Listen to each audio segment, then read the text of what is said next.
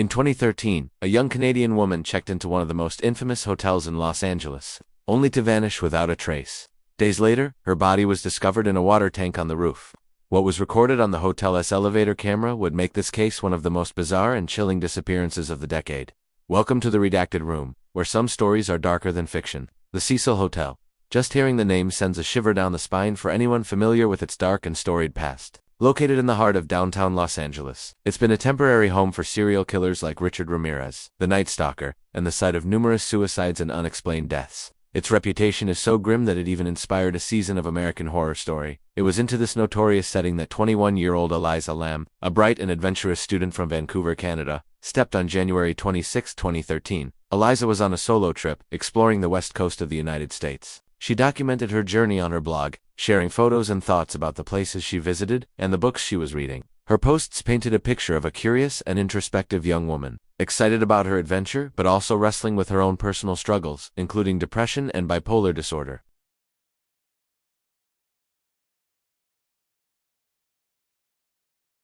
So when January 31st arrived, the day she was supposed to check out of the Cecil, and her parents hadn't heard from her, they knew something was terribly wrong. They immediately reported her missing. The Los Angeles Police Department launched an investigation, searching her hotel room and the surrounding area, but found no signs of foul play. Her belongings were still in her room, seemingly untouched. It was as if she had simply walked out and disappeared into thin air. The case gained some local media attention, but it was about to explode into a global internet phenomenon. They released a piece of evidence that would haunt millions and turn this missing person case into an enduring modern mystery: the elevator surveillance video. The footage is just under 4 minutes long, silent, and deeply unsettling. It shows Elisa inside one of the Cecil's old, creaky elevators. She enters and presses a series of buttons. The elevator doors, however, don't close. She waits. She then cautiously peeks out into the hallway, looking both ways as if expecting someone, or perhaps hiding from someone. She quickly steps back into the corner of the elevator, trying to make herself small, as if playing a game of hide-and-seek. The doors still remain open. Then, her behavior becomes even more strange. She steps out into the hallway and begins making a series of odd, fluid gestures with her hands and arms, almost like she's dancing or trying to communicate with someone just out of the camera's view. She seems to be talking, her mouth moving, but we can't hear what she's saying. At one point, she places her hands on her head, then walks away down the hall, disappearing from sight.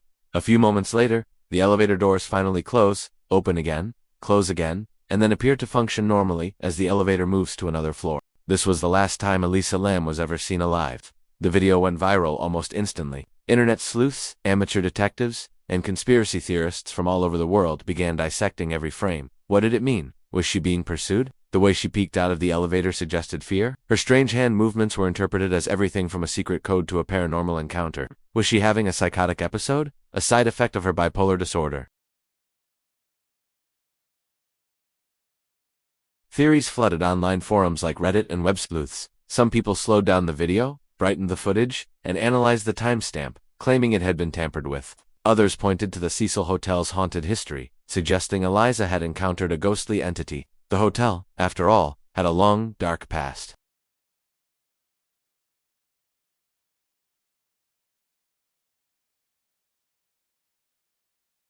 The test kit for this strain, it was called Elisa. Too many. This was no coincidence. It was a sign of a deep, sinister conspiracy, perhaps involving a biological weapon test. While the internet was consumed by speculation, a grim discovery was about to be made back at the hotel.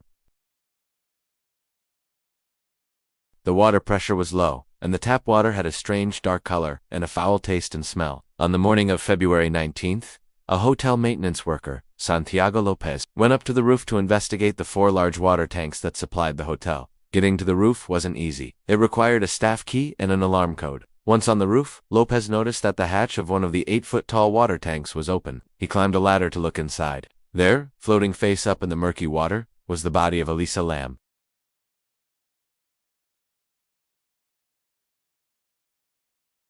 The discovery only deepened the mystery. How did she get up to the locked, alarmed roof in the first place?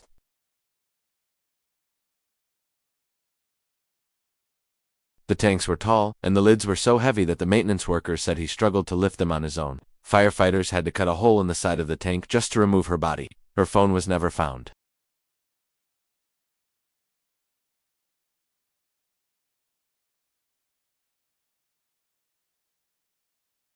The toxicology report showed she had taken her prescribed medication, but it didn't indicate an overdose.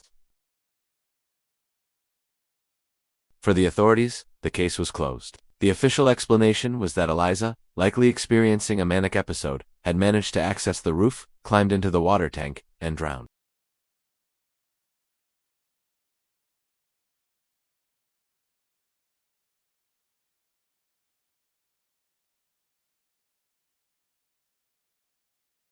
If she was having a manic episode, why were there no reports of erratic behavior from other guests before she entered the elevator? How did she bypass the locked and alarmed roof access doors without being detected? Security footage from the roof never showed her entering the area. And the biggest question of all, how could a small woman, alone, climb into a giant tank and then pull the heavy lid closed over herself? The conspiracy theories gained even more traction. Had she been murdered by a hotel employee who knew how to bypass security? Was she a victim of a ritualistic killing, given the hotel's dark history? Did her strange behavior in the elevator suggest she was under the influence of a drug not detected by standard toxicology tests? The sheer number of bizarre coincidences and unanswered questions has kept this case alive in the public consciousness.